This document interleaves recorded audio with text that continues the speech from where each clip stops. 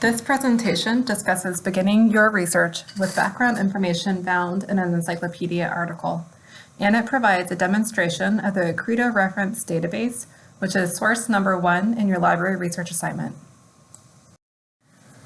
Topics covered include beginning your research with background information as found in an encyclopedia article found using the Credo reference database.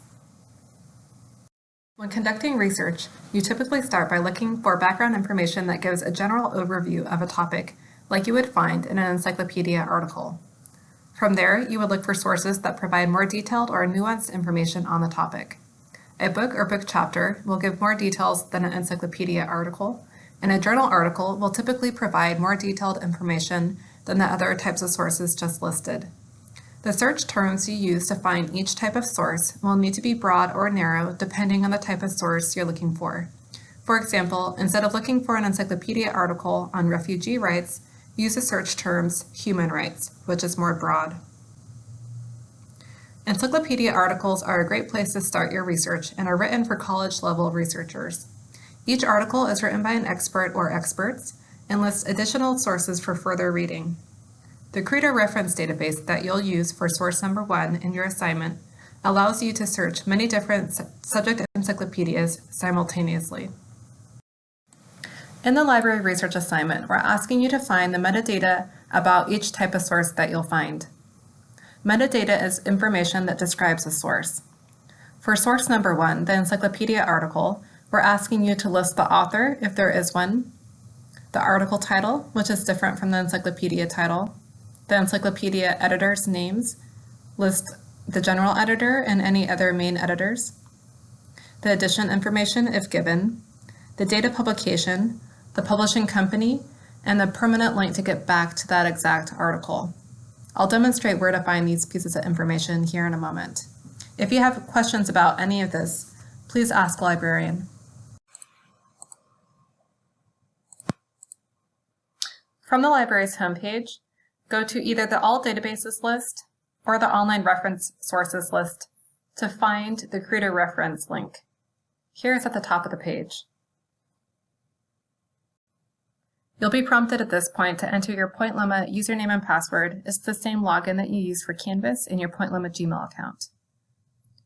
Once in Credo reference, notice that you are searching 740 different subject encyclopedias simultaneously. From here, type in a broad version of your search topic. I'm going to try human rights. The first article you see here is a very, very basic overview of the topic. I'd like you to find something more specific further down. Here on the right, we have a word cloud. You might find some other terms related to your topic there. Let's scroll through the results list. Notice that you can see how long each article is. That one was 16,000 words. We also can see the encyclopedia title listed in black, and the individual article title is listed in blue at the top. So all of these articles are titled Human Rights, but they're each from a different encyclopedia. I'm looking for an article that's average length, so this one looks good. It's at 7,000 words. Here we have the content itself. At the top of the page, you'll notice a page link. This is the permalink that you need to include in the library research assignment. It's also the same URL that you'll use if you cite this using MLA citation format. Notice this link is different than the one in the browser window. You need to look for the permalink and never use the browser window URL. That will get you an error message if you were to click on the browser window URL later on. So we're scrolling down to the bottom of the article. We need to find the metadata about this article. So here we have a section on further reading. We can also see the author's name here, Stephen P. Marks. It's unusual in encyclopedias that the author's name is often listed at the very bottom of the article. Pay attention to the further reading. You might find some other sources on your topic that are worth tracking down. Here we have the editors' names, Christopher B. Bates and Jamie Cement. And here we have the publication year and publisher's name, Routledge. Look for that copyright symbol next to the year. We also know it's a first edition, and if you click on the MLA citation, here we have the actual citation. 99% of the time, though, you do need to edit any automatically generated citation. There are often mistakes. Looking at this citation, I can tell you right now that you do not need to include the first edition information, and the access date at the end of the citation is also not needed.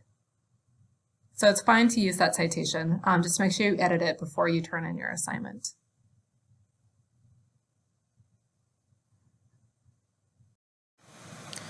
If you choose the Encyclopedia article source number 1 as your citation for the library research assignment, keep in mind that there is a citation help page on the How to Do Research Guide, which you can find on the library's website. You can see here, if you were to open the MLA citation cheat sheet, at the top of the page there is an example of an Encyclopedia article citation. It's a bit small here, but you can pause the video if you like and go to the How to Do Research Guide, click on the Citation Help tab here, and then open that cheat sheet. Here we have the third citation example down as an Encyclopedia article from Credo reference. You need to include the author's name, the article title, the encyclopedia title, the editors if given, the edition if it's a second or subsequent edition. If it's a first edition, MLA does not require that you include that information. In fact, it would be incorrect if you were to include first edition information. You also need to include the publisher's name, the publication year, the database name goes in italics. In this case, it would be Credo reference, followed by a comma, and then you need to include the permanent link back to that article. As I mentioned in the previous video, you never want to copy and paste the browser window URL because you've had to sign in to get to that content. If you were to save that URL and click on it later, you would receive an error message. You always want to look for the permanent link. In Credo reference, it's called page link, and in that video we just looked at, it was at the very top of the page and it had a paperclip icon next to it. That is the URL that you would want to use in your citation.